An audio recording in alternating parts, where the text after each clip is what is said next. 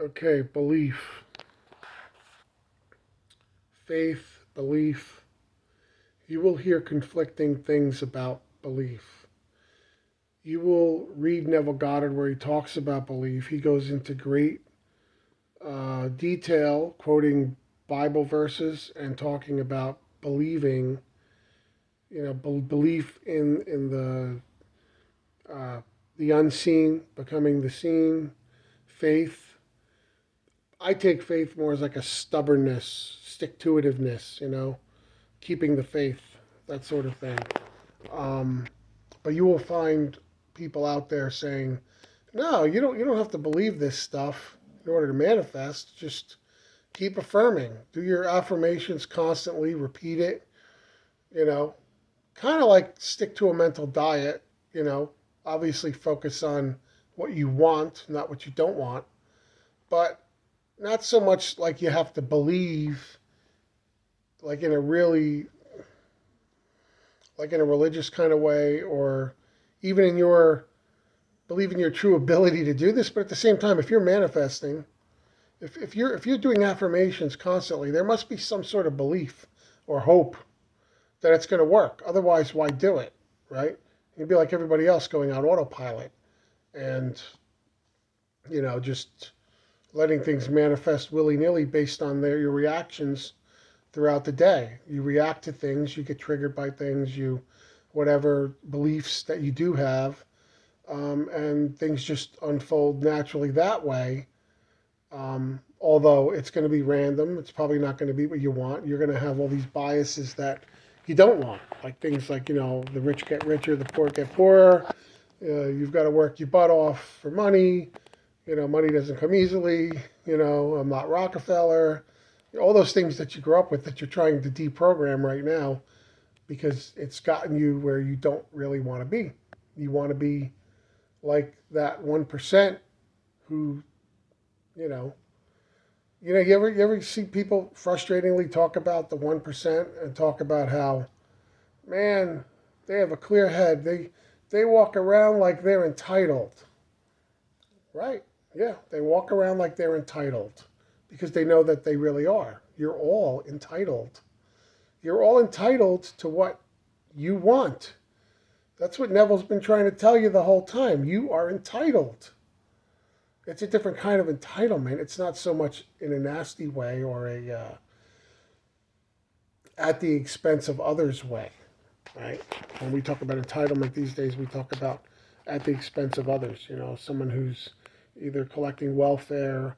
I'm talking about like the types that take advantage of the system, or maybe the people in the higher economic who game the system. I'm not talking about that. That's negative connotation, right? But I'm talking about a healthy sense of entitlement. You are entitled to your true destiny, right?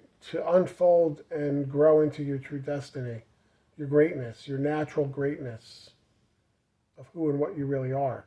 And that's kind of what Neville is saying. So, you know, um, as far as belief, you know, as you do this stuff, the belief will come naturally. You have to start somewhere. Everybody's going to have a little shaky, you're going to have things that shake your belief. That's where we say, don't keep looking at the 3D for uh, any kind of validation. Don't look for signs, right? If you've been manifesting something and it's not working out for you, quote, not working out for you, um, don't, you know, don't pay so much attention to that. Don't let that trigger you. You're going to have to ignore that, right? So, but belief is one of those things that will come naturally as you see. I mean, the ladder experiment kind of like cements a lot of people's belief because you know, they're told basically, do not climb that ladder, do not climb that ladder, and before you know it, they end up on a ladder, and they're like, you know, what the heck's going on here? That goes completely kind of against belief, right? Because you would have never believed you'd end up on a ladder, but you did because you're feeding that to your subconscious, right? And it made it happen. So, don't get, I guess my whole message here is don't get caught up on whether or not you truly believe this stuff. I mean, you may be on the fence. You may have stumbled across this and been like, oh, what if? I really don't believe this stuff. This stuff sounds too crazy, too fairy tale like, but what if? Like, what if they're onto something here, I don't want to pass that by. Don't pass it by. Just do it. Just do it. You know? Like Ben Stiller and Starsky and Hutch. Do it. Do it. Do it. You know? Just, I mean, what do you got to lose? What do you got to lose? You don't have to, like, spend any money to do this, right? You don't have to join a club, join a church.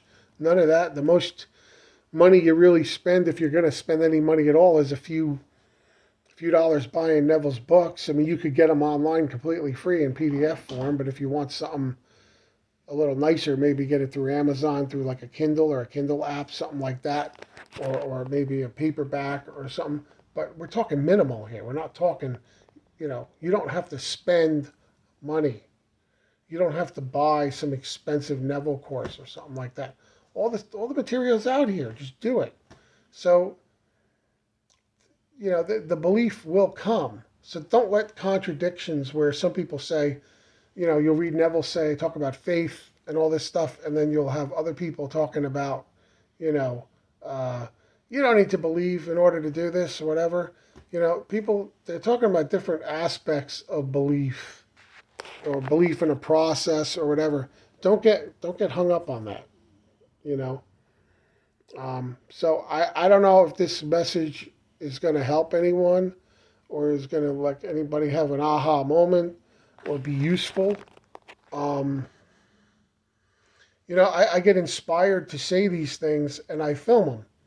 So I like to think that it's coming from somewhere and it's needed somewhere. Not all of you are going to resonate with this, but if it resonates with someone, then it wasn't a waste. It was worth it. So I guess I'll stop right here for now and say, please like and subscribe. Please check out my other videos. Please check out my Neville videos. I have Neville Goddard lectures in his voice. I even have shorts on my account. Shorts, YouTube shorts, where little clips of Neville, stuff like that.